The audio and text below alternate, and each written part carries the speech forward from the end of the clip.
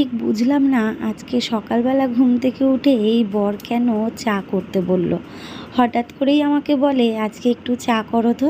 তারপর গেল হচ্ছে জল আনতে। আর আমি তো অপেক্ষায় ছিলাম কি চা বলল, লিকার চা না দুধ চা।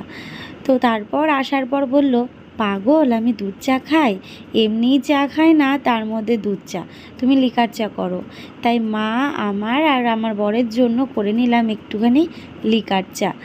আদা দিয়ে সাথে দিয়েছিলাম হচ্ছে তেজপাতা, গোলমরিচ হলে আরও ভালো হয়, বেশ ঝাঁঝ লাগে। চায়ের কালারটা কেমন হয়েছে অবশ্যই কিন্তু কমেন্ট করে জানিও। শুভ সকাল বন্ধুরা, কেমন আছো তোমরা সবাই? আশা করছি ভালো আছো। আমি রিয়াঙ্কা, এই সিম্পল হাউসওয়াইফ রিয়াঙ্কা চ্যানেলে তোমাদের সবাইকে অনেক স্বাগত আর অনেক ভালোবাসা জানিয়ে আজকের ব্লগটা শুরু করছি। সকালবেলায় একদিকে রান্না বসিয়েছি আর একদিকে কাজ চলছে।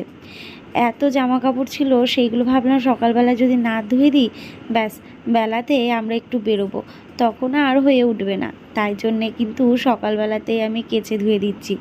আর আমাদের ছাদে চলে এসেছে আমার বান্ধবী আর তার ছেলে। আসলে আমাদের পাড়াতে প্রায় প্রত্যেকেই কিন্তু গাছ প্রেমী, ভীষণ ভালোবাসে, গাছের যত্ন নেয়, গাছ লাগায়। তবে হ্যাঁ, আমাদের মতন টবে এত গাছ কারুর নেই। কেন বলো তো? কারণ আমার যে নিচে জায়গা নেই, যাদের নিচে জায়গা আছে তারা নিচে পোঁতে, আমার যে জায়গা নেই, তাই আমাকে তো ছাদেই এই টবের ব্যবস্থা করতে হবে। তবে আমার বান্ধবী এসে একদম অবাক হয়ে গেছে, এত সূর্যমুখী ফুটেছে। সত্যি বলতে সূর্যমুখীগুলো না, মানে দু একটা যেগুলো আগে ফুটেছিল সেইগুলো এখন কেমন নষ্ট নষ্ট হয়ে গেছে। আচ্ছা, সূর্যমুখীর এই একটা গাছেই হওয়ার পর গাছটা নষ্ট হয়ে গেল, তাই তো? কেমন লাগে না বলো? বেশ 2-4-5টা ফুল দেবে তবে তো ভালো লাগে, একটা ফুলেই গাছ শেষ। যাক, আমার বান্ধবী তো ঘুরে ঘুরে দেখছে কোন গাছটা কি, কোনটা কি, সমস্ত কিছু। তবে আমাদের ছাদ বাগানে প্রায় অনেকগুলোই কিন্তু গাছ রয়েছে। তবে সূর্যমুখীগুলো যদি নষ্ট হয়ে যায় তখন কিন্তু অনেক টব থেকে যাবে। এই যে যান যান যান যান, অত কিছু দেখতে হবে না, আবার দরজা খোলা পেলেই হলো। একটু বেলা হতেই চলে এসছে মিস্ত্রি, কারেন্টের মিস্ত্রি, আর কাজ হচ্ছে। এদিকে লাগানো হবে কলিং বেল। সবাই এত বলে বলে মাথা খারাপ করে দিয়েছে যে কলিং বেল লাগানোর জন্য। সত্যি বলতে আমাদের মনে না একটা আলাদা চিন্তা ভাবনা ছিল, কি বলো তো, যে বাড়ির সমস্ত কাজ কর্ম কমপ্লিট করে নিয়ে তারপর একদম রং চং করে সেই নতুন ঘরে একটা একটা করে জিনিস ঢুকবে, মানে নতুন জিনিস। তবে জানো তো, ওই যে যেটা আমরা ভাবি সেটা কিন্তু হয় না। কারণ আমার ছেলের জন্যই কিন্তু এই ফ্রিজের ব্যবস্থাটা করা হলো। ওর বাটার গলে যাচ্ছে, ওর ফল শুকিয়ে যাচ্ছে, আর সাথে ওর জন্য যদি শিং মাছ কাটি, আর বড় মোটা শিং মাছ, সেটাকে আমি একটা মাছ ওকে রোজ দিই না, অর্ধেক করে দিই। কারণ অনেকটা হচ্ছে, এবার সবে সবে খাওয়াচ্ছি তো, গরম পড়েছে, যদি সমস্যা কিছু হয় তাই জন্য একটু ভয় লাগে। তবে সবে সবে বলতে প্রায় অনেক দিন ধরেই ও খাচ্ছে, প্রায় 15 দিন হয়ে গেল। একদিন পরপর দিই, একদিন মাছ দিই, একদিন ডিম দিই, তো সেটাকেও তো রাখতে হয় ফ্রিজে। সকালবেলা ছেলেকে স্নান করিয়ে দিয়েছি, আর এখন ঘড়িতে 11:30 মতো বাজে। তো স্নান করিয়ে খাইয়ে দিয়েছি, কারণ ডাক্তারের কাছে যাব তো, আস্তে আস্তে প্রায় 1:30-2 হয়ে যাবে। কারণ এই ডাক্তার এত লেট করে কি বলবো, ওষুধ দেয় ভীষণ ভালো কিন্তু লেট হয়ে যায়। তো ছেলেকে এদিকে রেডি করিয়ে নিয়েছি আর আমিও রেডি হয়েছি। তারপর ফোন আসলো যে একটু পরে আসার জন্য। তো ভাবলাম কি করব, এই যে এখন দেখো আমি ঘর বারান্দা সমস্তটাই এখন ঝাড় দিয়ে নিচ্ছি। যেহেতু দেয়ালে ড্রিল করেছিল তাই প্রচণ্ড ধুলো পড়েছে। মাকে বললাম, মা ছেলেকে নিয়ে ভেতরের দিকে যাও, আমি এদিকে ঝাড়টা দিয়ে নিই। আর ব্যাস, আমার বর অমনি ঝাঁটা হাতে নিয়ে ঝাড় দিতে শুরু করলো। তারপর ঠিক সময়ে আমরা চলে এসেছি ডাক্তারের কাছে। এসেও দেখি ডাক্তার আসেনি।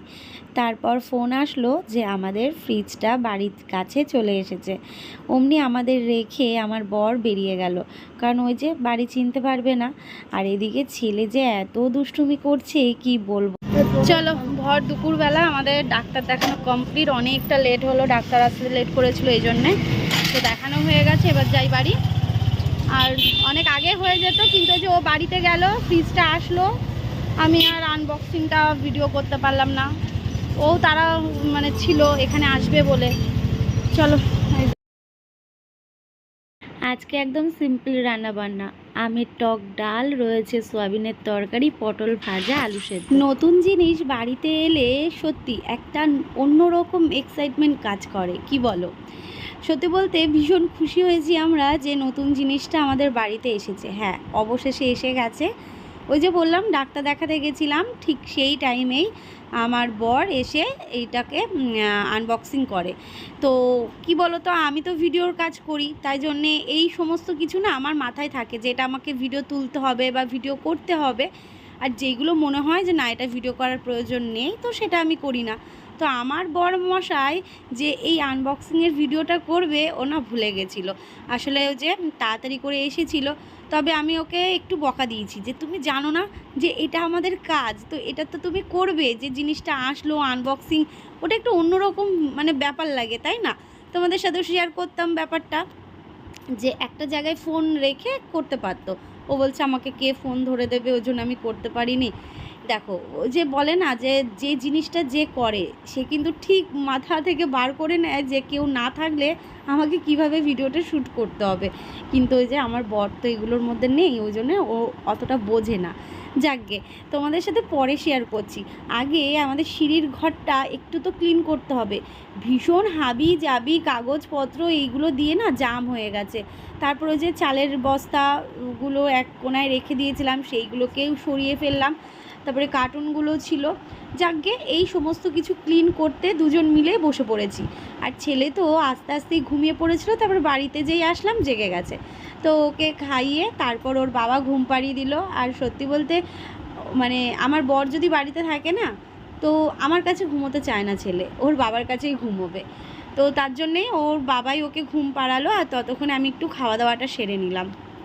কারণ পেট যদি ভরা থাকে তাহলে দেখবে সমস্ত কিছু করতে ভালো লাগে, কিন্তু পেট খালি থাকলে কোনো কাজেই এনার্জি পাওয়া যায় না। তো আমার ছেলের যে ব্যানারটা ছিল না অন্নপ্রাশনে, তো সেই ব্যানারটা দেখতেই পাচ্ছ একদম ওপরে দিয়ে দিয়েছি, কারণ ওটা নিচে ছিল। আর যেখানে ফ্রিজ আমরা রেখেছি, তো সেই জায়গাতে এই ব্যানারটা ছিল, তো একদম ক্লিন করে দিলাম। আর এই যে দড়িটা দেখতে পাচ্ছ, এখন বর্ষাকাল এখনও আসেনি, আর এই দড়িটা আমাদের যে খুব ব্যবহার হয় তা না। বর্ষাকালের জন্য বা বৃষ্টি হলে জামা কাপড়গুলো শুকানোর জন্য এই দড়িটা ব্যবহার করা হয়, তো তার জন্যই দড়িটা লাগানো। আর টুকটাক ওই গামছা মেলার জন্য ওপরে তো দড়ি আছে, ওপর বলতে ওই যে সোনা পাপার যে ফটোটা রাখা রয়েছে ঠিক ওইখান থেকে একটা দড়ি আছে, তো ওখানেও রাখা যাবে।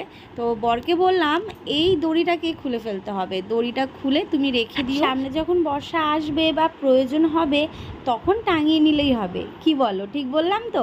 তো যাকে এই যে জুতোর র্যাকটা দেখছো, এই জায়গাটাতেও ক্লিন করলাম। অনেক হাবিজাবি ছিল, সেইগুলোকে ক্লিন করলাম। তারপরে যে জলের বোতলগুলো এই জানলার মধ্যে তো রাখা হয়, তবে ফ্রিজের জন্য অনেক কিছু কিনতে হবে, এখন অনেক কেনাকাটা আছে। তো দেখি এর মধ্যে যাব, হয়তো বরের সাথে যেতে পারবো না, দিদির সাথে বেরোবো ভাবছি। কিছু জিনিস নিতে হবে, তো ভাবছি অনলাইন থেকে নেব নাকি মার্কেট থেকে নেব, মানে অফলাইনে, সেটাই ভাবছি। তবে অনলাইন থেকে নিতে গেলে তো একটু সময় লাগবে, একটু দেরি হবে। তো দেখা যাক, আলোচনা করে নিই, তারপর চিন্তাভাবনা করছি। তোমাদের কমেন্ট আমাদের কাছে অনেকটা মূল্যবান। হয়তো তো প্রতিদিন তোমাদের কমেন্টে রিপ্লাইটা দিতে পারি না, সত্যি বলতে অনেকটা ব্যস্ত থাকি। তো এবার প্রত্যেকটা কমেন্ট কিন্তু আমি নোটিস করি, দেখি। লাভ রিয়াক্টও হয়তো দিতে পারি না, কিন্তু চেষ্টা করবো এবার থেকে তোমাদের কমেন্টে রিপ্লাই দেওয়ার। আর তোমরা প্রচুর খুশি হয়েছো, এটাই দেখলাম যে খুব আনন্দ পেয়েছো তোমরা, একেই তো বলে পরিবার, তাই না? বিছানার চাদরটাকেও ক্লিন করে নিয়েছি, ঘর বারান্দা একদম ক্লিন। শুভ সন্ধ্যা। সন্ধ্যাবেলায় আমার বর হচ্ছে ফ্রিজটাকে অন করলো, কারণ যেহেতু কারেন্ট ছিল না। আর মাকে বললাম যে মা, এই শুভ কাজটা তুমিই করো। তো আমার মাই কিন্তু ফ্রিজটা একদম মানে অন করে ফ্রিজের মধ্যে দুটো বোতল ঢুকিয়ে দিল। আর দেখতেই পাচ্ছ ব্ল্যাক কালারের নিয়েছি, তবে ডিটেলসে ভালোভাবে আমি তোমাদের পরে দেখাবো। এই যে দাগ হয়েছে সেটা আমি আমার মাকে বলছি, জানো মা, খুব সূক্ষ্মভাবে এগুলো ধরতে হবে, মানে ওই যে গ্লাস তো ওপরটা, হাতের ছাপটা বসে যাবে, হালকা রুমাল দিয়ে একটু মুছে দিতে হবে, একটু পরিষ্কার পরিচ্ছন্ন রাখতে হবে, এই যা। আজকে সারাদিনের পর সন্ধেবেলায় ভাত খাচ্ছি, মানে দুপুরবেলা খাওয়া হয়নি, সেই সকালবেলা খাওয়া হয়েছিল। একবারে নিয়ে নিয়েছি সোয়াবিন, আলু আর হচ্ছে আলু সেদ্ধ মাখা। আজকে ও আর আমি প্রচুর কাজ করেছি, ওই সিঁড়িঘরের দিকটা অনেকটা ক্লিন করেছি, অনেকটা কি পুরোটাই ক্লিন করেছি। তো ওখানে যে লাইটটা লাগানো হয়েছে ওটা না, মানে সিঁড়িঘরটা তো অনেকটা বড়, এটা ধরো ঘর আবার পাশে বারান্দা, আর সিঁড়িঘরটা তো ধরো বারান্দা ঘর দুটো মিলিয়ে না। তো যে পিএলটা দেওয়া হয়েছে ওটাতে আলোটা কম হচ্ছে, তো তার জন্য একটা আমাদের এরকম রড লাইট লাগবে। আর আমাদের এই ঘরেও কিন্তু দুটো আলো দেওয়া হয়েছে, এই যে এখানে একটা, এখানে একটা। যখন ভিডিও করব প্রয়োজনে আমি ওটা ব্যবহার করতে পারবো, মানে ওটা বেশি আলো আর এটা একটু কম আলো, এটাই। তো ওটা এখন আর ধরানো হয়নি, মানে ধরাইনি, আমি ভিডিওটা অন করে দিলাম যে আজকে সারাদিনে সেইভাবে ব্লগই বানাতে পারলাম না। ইভেন তোমাদের সাথে যে ফ্রিজটার আনবক্সিং ভিডিও শেয়ার করব সেটাও করতে পারিনি, যেহেতু আমি ডক্টরের ওখানে ছিলাম। তখন অবশ্য ডক্টর ঢুকেছিল না, ও চলে এসেছিলো, আমি ছেলেকে নিয়ে ওখানে ছিলাম। আবার আসবো রোদের মধ্যে, বোঝোই তো, আমি হলে হয়তো চলে আসতাম, কিন্তু ছেলেকে নিয়ে গেছি না, তো ওই জন্যে আমি আসিনি, ও এসেছিলো। তো যাই হোক, ওখানে ওরা আনবক্সিং করে ঠিকঠাক করে দেখে টেকে নিল, চালানো হয়েছিল না সারাদিন। আজকে কারেন্ট ছিল না, কি বলবো তোমাদের, মানে ওই কারেন্টের কাজ করছিল আমাদের এখানে, মানে একটা সমস্যা হয়েছিল কারেন্টের, তো সেটার জন্য আজকে তারটা সব চেঞ্জ করে দিল, এরকম একটা কাজ হচ্ছিল, ওই জন্য যে সারাদিন কারেন্ট অফ ছিল। এই গরমে ছেলেটাও অনেক কষ্ট পেয়েছে। তো যাকে আর সমস্যা সেইভাবে হয়তো হবে না, হয়তো যাবে কেমন 5 মিনিট 7 মিনিট 10 মিনিট ঠিক আছে, কিন্তু এতক্ষণ সারাদিনের জন্য বা রাতের জন্য এরকম আশা করছি যাবে না।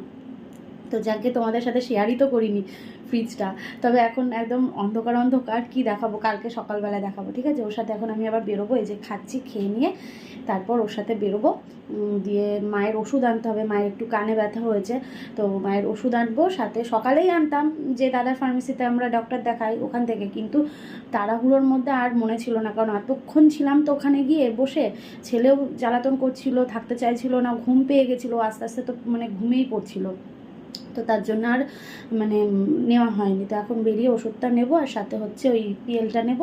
আর ওকে বললাম রাত্রিবেলা কিছু আর বানাচ্ছি না, কিছু একটা খাবারের ব্যবস্থা করো, কিছু একটা নিয়ে আসা হবে রাত্রিবেলায়। এই হচ্ছে ব্যাপার। দিদিকে ভিডিও কল করে দেখানো হলো, দিদি অনেকবার বাবা ফোন করলো।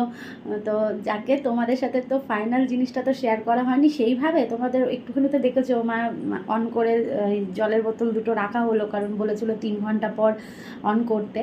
তো কালকে ভালো মতন দেখাবো, কেমন তোমরাও জানিও কমেন্ট করে কেমন লাগলো। তবে আমার যে ছাপা যেগুলো ছিল সেগুলো আমাদের পছন্দ ছিল না, তো তার জন্য ওই ছাপাগুলো নিইনি। আর ওগুলো আমার বাপের বাড়িতেও রয়েছে, অনেক বছর আগে আমার বাপের বাড়িতে ফ্রিজ নিয়েছে, আমার দিদির বাড়িতেও সেই প্রিন্টওয়ালা। তো এখন প্রিন্টওয়ালা চলে না, জানোই তোমরা, ওই কি বলবো, সলিড কালারগুলো যেগুলো একদম এক ঢালা কালার, সেই কালারগুলো চলে। তো সেই হিসেবেই নিয়েছি এখন নতুনত্ব। তো যাকে পরে কথা হচ্ছে, খেয়ে নিই, ঠিক আছে, তারপর রেডি হয়ে বেরোই। চলো রেডি হয়ে নিয়েছি, চট জলদি রেডি হয়ে নিলাম। আর এদিকে হেলমেটটাও নিয়ে নিয়েছি।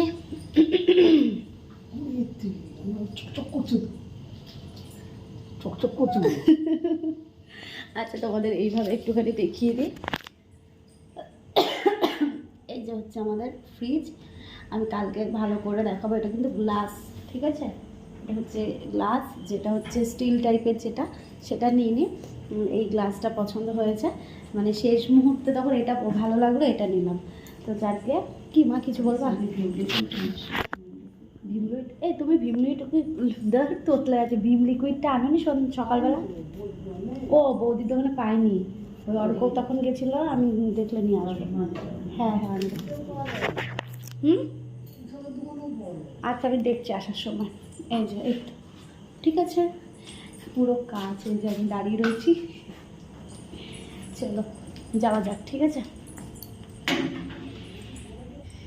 এই যে এই দেখো, এই জায়গাটাও কিন্তু অনেকটা গোছানো হয়ে গেছে, এই দেখো, দেখেছো, এই জায়গাটাও কিন্তু অনেকটা গোছানো, অনেকটা মানে পুরোই গোছানো। আর এই দিকটাও কিন্তু গোছানো। এদিকে ছেলের গাড়ি রয়েছে, এখানে যখন আমাদের ভবিষ্যতে আরও কিছু প্ল্যান আছে তখন সেইগুলো থাকবে, সবই আস্তে আস্তে।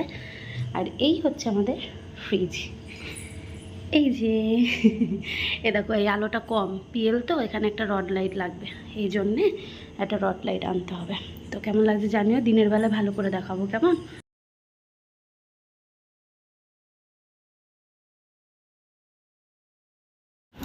টাইম নিয়ে খাওয়া, এটা খাবা 10 মিনিট পরে, এটা গলা ব্যথার সময় এই ওষুধ দিই। এইটা ওটা ঠান্ডা লাগা বলছে, এটা ঠান্ডা লাগা থেকে হয়েছে বললো।